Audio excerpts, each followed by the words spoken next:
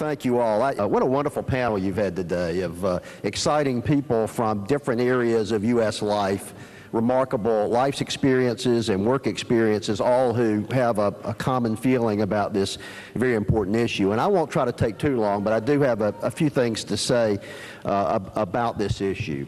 And I come from a couple of perspectives. One is governor of a state who in shortly after the year 2001, sent troops over to Iraq.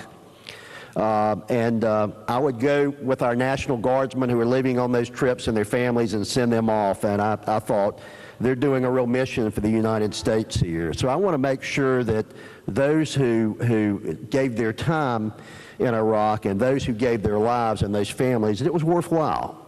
And the second part is a personal experience. I grew up and went to college in the late 70s and had a number of Iranian students with me at the University of South Carolina. And I remember many, when the revolution occurred, how excited they were about the revolution. But within not too long a period of time, several of them, in particular one who very tearfully said, "I want my country back." And it made me think here today, and I look out in that audience, are you like that? Do you want your country back? I believe you do. You want your country back.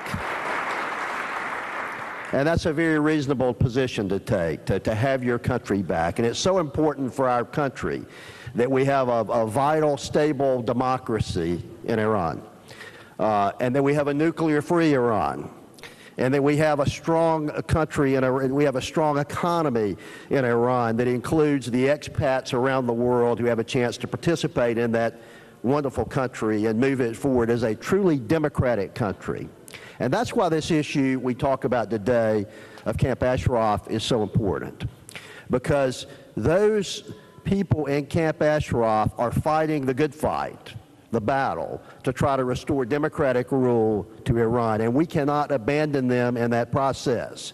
We must work with them to make sure, first, that they are kept safe in this camp.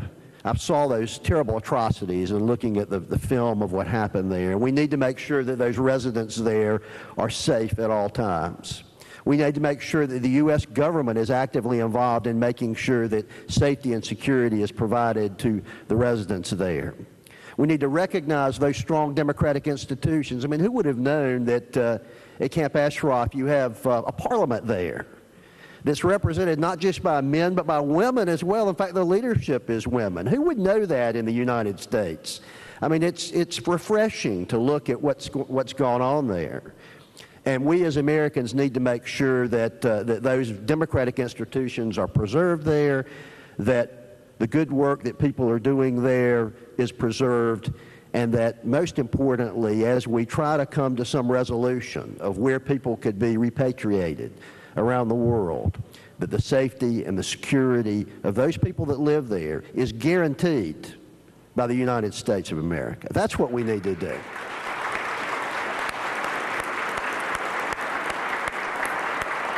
And if we do that, I strongly believe that you will continue to see Iranians both at home and abroad, those in the United States and all around the world, as my friends have said, in places like Paris and in Australia and other places around the world where Iranian exiles are. The drumbeat grows every day for democratic institutions. And the movement grows stronger and stronger to ensure that Iran is restored to democratic rule.